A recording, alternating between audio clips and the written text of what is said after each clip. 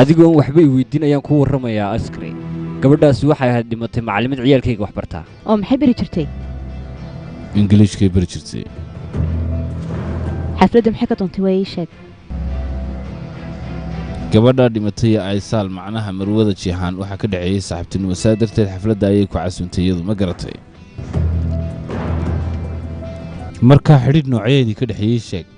waranu waa kuu sheegay ninkan maba garanayo aamus hayga dhexgeli maxaa idinka dhexeeya iyadaiyo adiga ii sheeg waa ninkan wakiilka u haynayo afka gacanta ha ka gelgelintee ma doonayo isagu inuu hadlo midda kale sharcigu ma ogolaanayo qofka waxaan kudhi saasoo dhan in loo cadaadiyo markaa looma baahno su'aalaan uu doonayo inuu ka jawaabo imika inaad adigu waxaan kudhi aad ku qasabtid bannaanka u bax waryaa kuma fahmin maxaa tidhi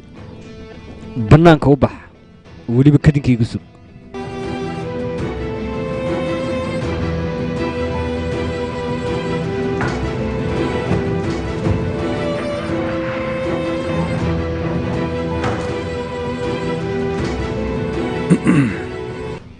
horta idinku dadka noocee ayaad tihiin midda kale bahalo bilaa dhaqana baad tihiin ma taqaanaan maxbuus kasta loola dhaqmo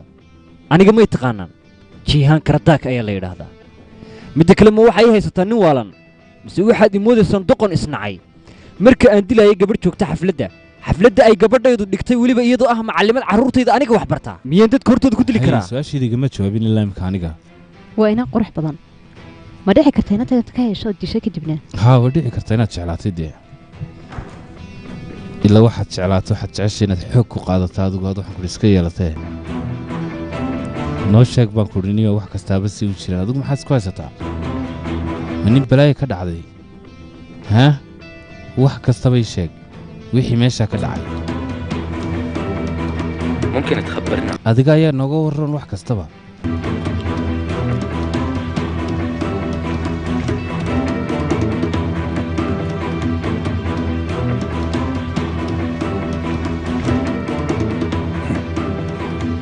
isbatoore rumayso waxaan ku leeyahay adiga ayaan ku weydiinaya weligay taasoo kale aniga igumay dhicine ma kula tahay inay naagiidiidi karta aniga ilaa adaabay imka sheegayey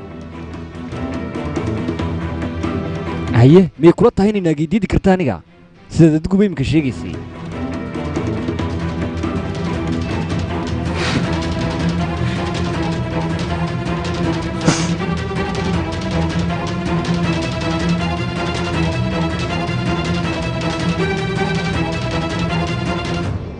xilligan halkan maxaa ku keenay midda kale habeen kasta xilligan maxaad halkan u timaadaa adigu si aan kugu soo dhowaado waxaad doonaysaa dhibaato inaad ii keenta anigu war meesha ka tag oo adigu sida xilligan u soo baxday miyaanay jirin gaadh iyo askar gaar oo meesha ilaalisaa way jiraan laakiin suuliga inta galan ayay baxsadeen iyagu ujeedkaagu waynaad aragta soo maaha run ahaantii maya laakiinse sababtu waa sidaa orodoo iminka meeshan isaga tag adigu run ahaantii geesiyad ayaa tahay adigu